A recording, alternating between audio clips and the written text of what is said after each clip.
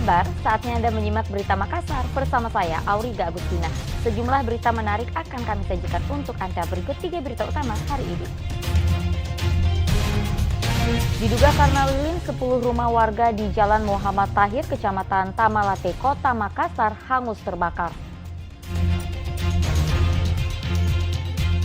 Aparat Polsek Panakukang menggerebek tempat prostitusi di Kota Makassar, menahan 10 wanita PSK bersama mucikari.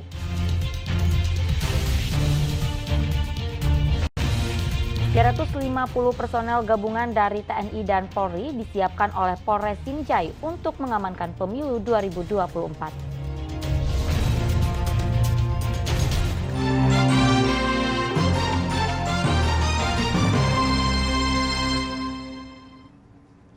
Kita ke informasi pertama, 10 rumah warga di Jalan Mutahir, Kecamatan Tamalate, Kota Makassar hangus terbakar.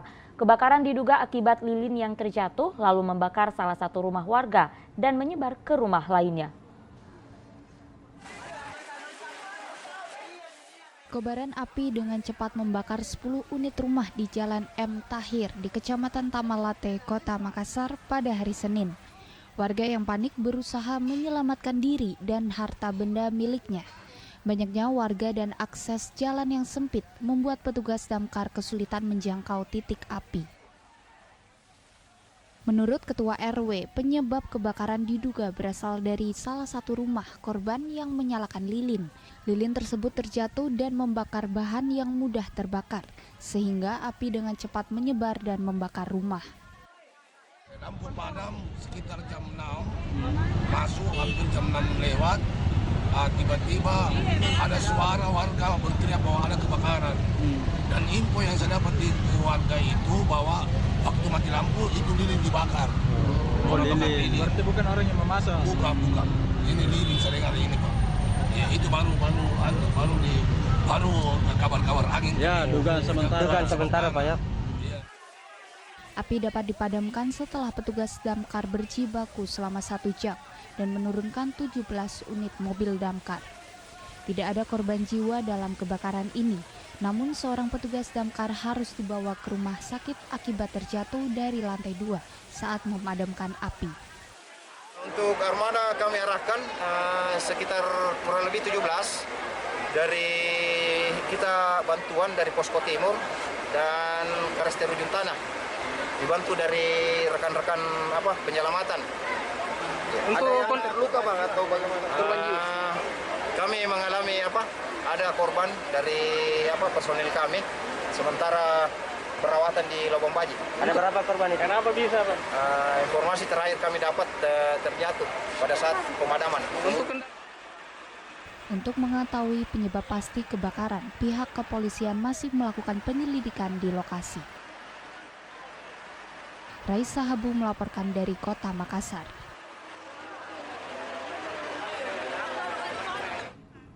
Berita selanjutnya, 4 pelaku perkelahian kelompok ditahan polisi terkait kerusuhan pada acara Hari Ulang Tahun Komunitas Asepta di Kelurahan Macorawalie, Kecamatan Pancarijang, Kabupaten Sidrap. Perkelahian itu mengakibatkan seorang warga tewas dan 3 orang lainnya mengalami luka-luka. Warga merekam saat terjadi perkelahian kelompok di acara ulang tahun komunitas Asepta di Kelurahan Macorawalie, Kecamatan Pancarijang, Kabupaten Sidrap. Perkelahian pada Minggu dini hari itu mengakibatkan seorang warga meninggal dunia dan 3 orang lainnya luka-luka. Kapolres Sidrap mengatakan polisi telah menahan 4 terduga pelaku perkelahian tersebut. Perkelahian itu dipicu oleh kesalahpahaman. Diduga para pelaku yang terlibat perkelahian dibawa pengaruh minuman keras. Kejadian ini diawali dari adanya kesalahpahaman antara pelaku dengan korban, diakibatkan karena yang bersangkutan baik para pelaku termasuk juga para korban dalam kondisi mabuk, sehingga terjadi perkelahian dan kemudian beberapa teman pelaku yang menggunakan badik, kemudian juga menggunakan parang, sehingga terjadi korban 4 orang korban yang berada di rumah sakit dan salah satunya meninggal dunia.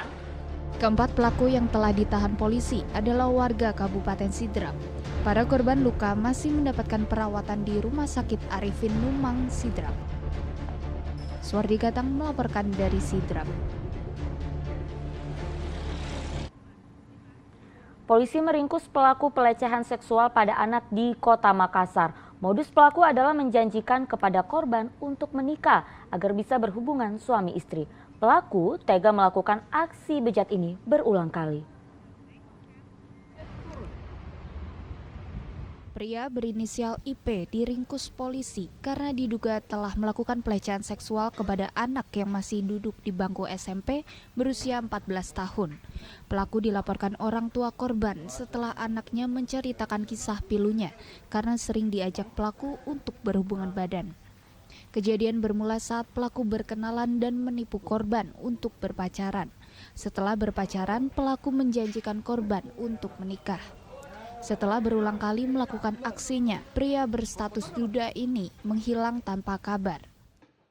Kapan seorang lelaki pelaku tindak kasus asusila, yang mana lelaki ini adalah sudah yang dewasa, kemudian korbannya adalah di bawah umur.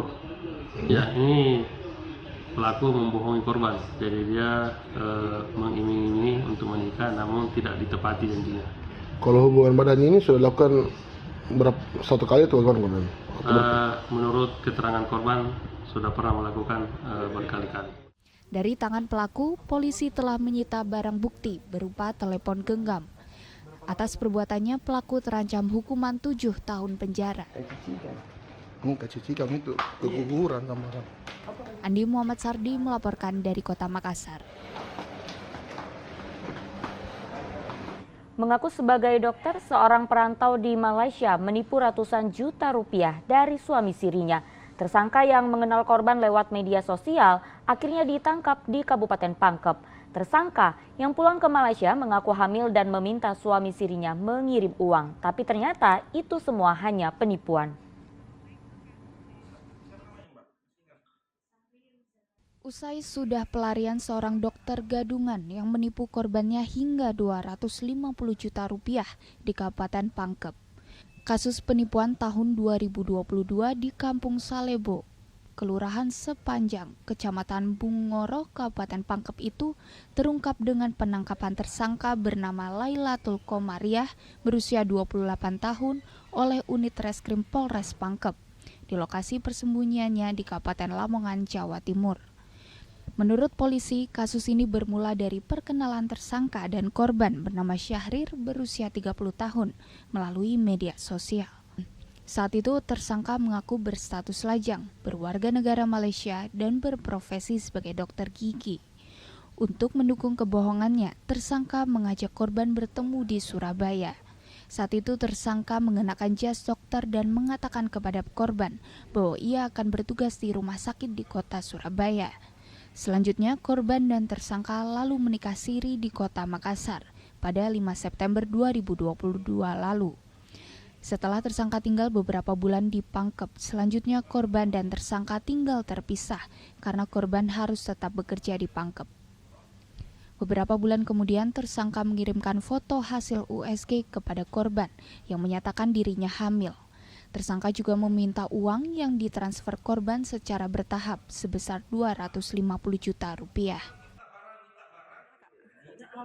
Lamongan. Sudah berapa lama sih Kak berprofesi mengaku sebagai dokter Kak? Oh, udah lebih 1,5 tahun ya. Apa sih Kak motifnya?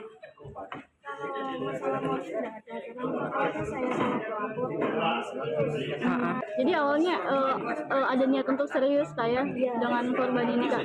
Cuman diawali dengan kebohongan kayak. Iya, karena posisi korban juga dia mengaku single parent, nggak ada anak, nggak ada istrinya, tapi sudah berjalan kurang lebih 4-5 bulan dia ketahuan masih status suami orang sah secara negara. Tanya Pak, sampai ini dianggap sebagai penipuan itu apa? Ya, pada saya itu adalah rangkaian kebohongannya. Yang pertama, dia punya jabatan palsunya, itu militer, dan kemudian dia warga negara Malaysia, sama status gadisnya.